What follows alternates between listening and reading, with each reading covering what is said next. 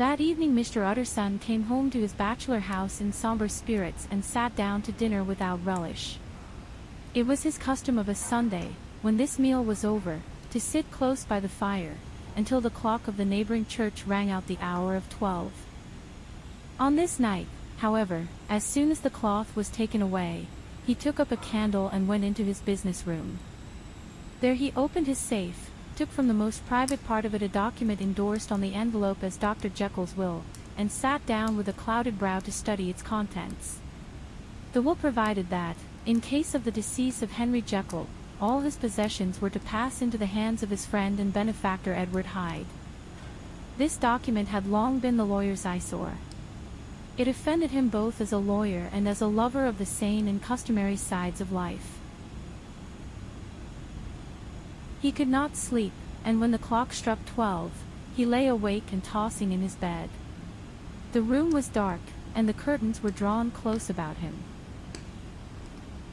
Yet he could see with the eye of his imagination a figure standing by his bedside. It was Hyde's face that haunted him, pale and displeasing.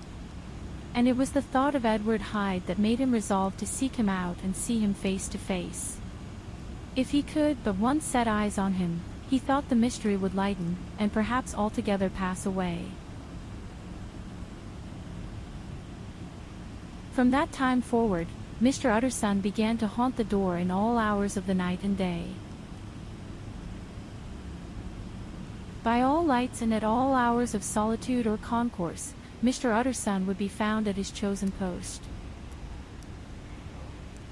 If he be Mr. Hyde, he had thought, I shall be Mr. Seek.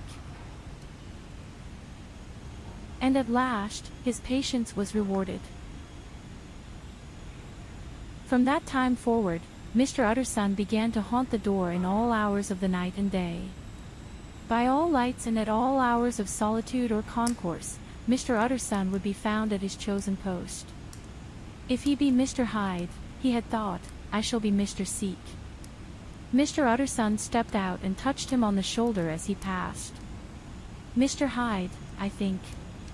That is my name, he answered coolly. What do you want?